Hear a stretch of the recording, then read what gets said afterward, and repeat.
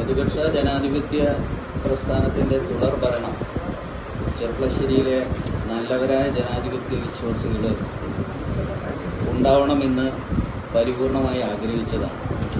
ആ ആഗ്രഹം അക്ഷരാർത്ഥത്തിൽ നിർവഹിക്കപ്പെട്ട് കഴിഞ്ഞിരിക്കുകയാണ്.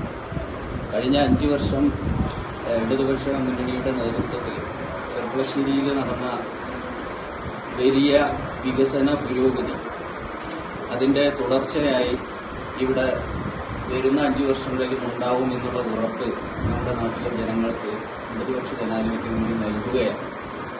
കഴിഞ്ഞ 5 വർഷത്തിൽ നമ്മൾ കണ്ട അഭൂതപൂർവമായ വികസന മേഖലയിലെ മുന്നേറ്റം, കുതിപ്പ്, അത് തുടർന്ന് ചെർപ്പളശ്ശേരിയുടെ നാനാ മേഖലകളിലേക്കും ആ വികസന കുതിപ്പെത്തിക്കുന്നതിന് വേണ്ടിയിട്ടുള്ള സമഗ്രമായ പദ്ധതികളാണ് ഇടതുപക്ഷ മുന്നണി ആവിഷ്കരിക്കാൻ വേണ്ടി പോകുന്നത്.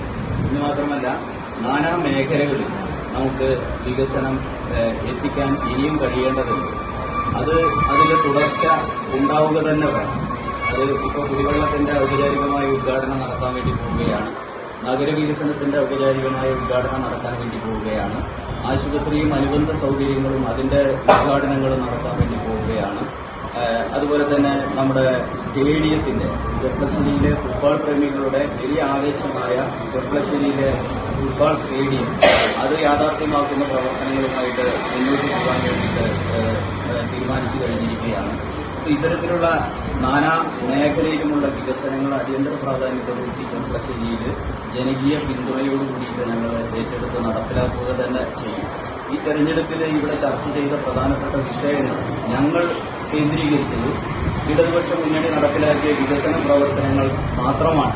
അതുമ്പിലാണ് കേന്ദ്രീകരിച്ച പ്രവർത്തനം നടത്തിയത്. പക്ഷേ മറ്റുള്ളവരൊക്കെ തന്നെ വലിയ തോതിലുള്ള വർഗീയ കേന്ദ്രീകരണങ്ങളും അതേപോലെയുള്ള പ്രവർത്തനങ്ങളുമാണ് ചെർപ്പളശ്ശേരിയിൽ നടത്തിയത് എന്നുള്ളത് എല്ലാവർക്കും അറിയാവുന്ന കാര്യമാണ്. നമ്മുടെ നാട്ടിലെ യഥാർത്ഥത്തിൽ ചർച്ച ചെയ്യപ്പെട്ട വിഷയങ്ങളിൽ നിന്നെല്ലാം തന്നെ മാറി നിന്നുകൊണ്ടുള്ള ഒരു ചർച്ചയും അതുപോലെ തന്നെ പ്രചരണവുമാണ് UDF ചെർപ്പളശ്ശേരിയിൽ നടത്തിയത്. അതിനെ ജനങ്ങൾ എല്ലാ മേഖലയിലും അവർ നടത്തിയ പ്രചരണങ്ങൾ അവർ തള്ളിക്കളഞ്ഞു ഇടതുപക്ഷ ജനാധിപത്യ പ്രസ്ഥാനത്തിനെ അധികാരത്തിൽ എത്തിച്ചിരിക്കുകയാണ്. ഞങ്ങൾ വളരെ നല്ല നിലയിൽ തന്നെ ചെർപ്പളശ്ശേരിയിൽ വികസന പ്രവർത്തനങ്ങളുമായിട്ട് തുടർന്ന് മുന്നോട്ട് പോവുക തന്നെ ചെയ്യും.